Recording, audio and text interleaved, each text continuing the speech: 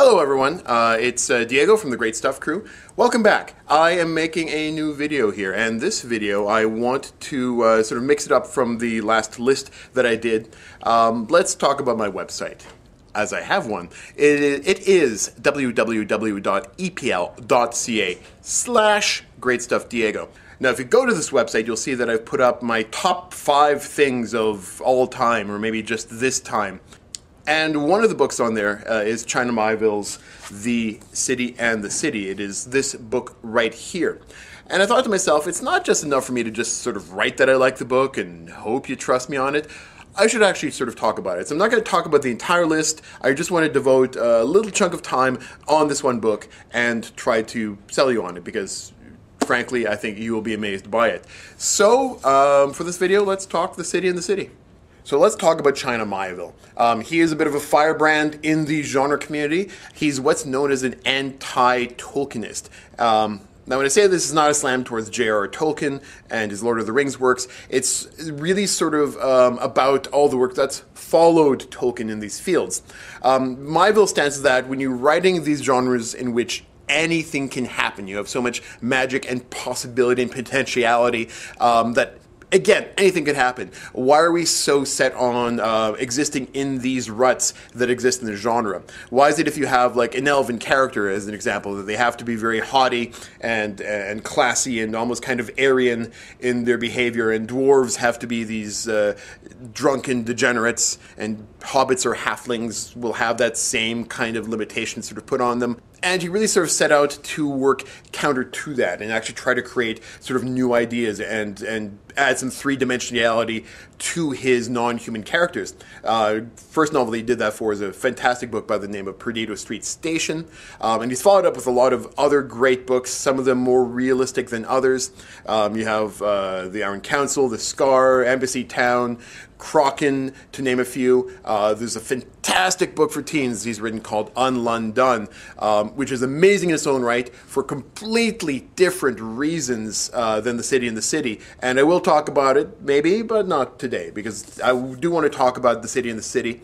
This book is markedly different from his other books. He complained sort of that he had to sort of take on a baser, more pulpy style to write it. But I happen to like that kind of style, so that's fine for me. And it really has less of his sort of over-the-top steampunky elements. And it is still, despite that, an absolutely amazing piece of work. And, well, here's why. I've done 4 takes on this so far. This is so strange to have to explain. But here's what The City and the City is about here. It is about an Eastern European city, a fictional Eastern European city, that is mushed together by quantum physics with a second Eastern European city. And there's bits in which these cities kind of bleed and cross-hatch into each other. And if you live in one city, by law, you cannot make any conversation or eye contact or any type of business whatsoever with anyone that exists in the other city. So these two populaces are forbidden from ever interacting. And if they do interact, then they fall into what's known as breach.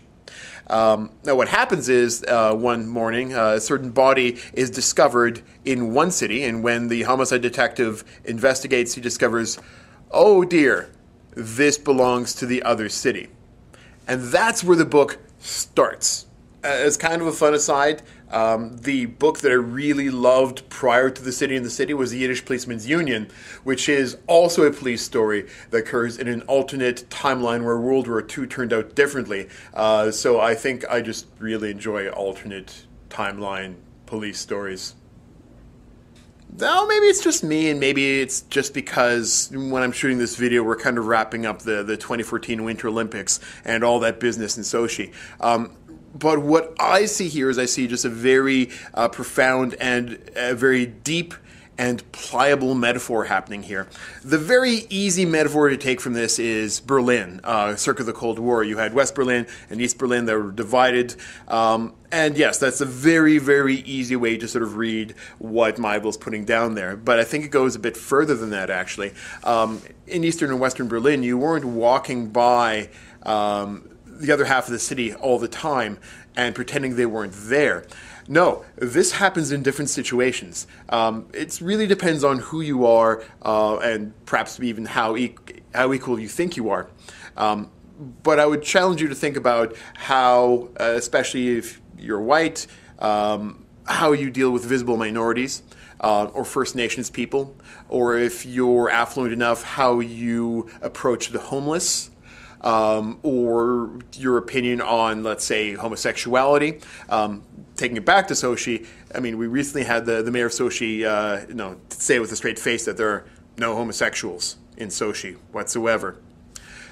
So just this willingness to cast a blind eye on people that you're sharing the street with. Myville's not hitting you over the head with this. He doesn't have to. The fact that he just sort of has it as a plot point and it actually gets your brain racing, for me, that is very potent. Some of the best fiction can get you to think beyond what's actually just happening within the book itself. And for speculative fiction, the best speculative fiction does that. I don't want anyone to think that this is the sort of book that really gets by on being weird. Because it's not. It is a really solid, decent police procedural story that happens to have weird elements in it.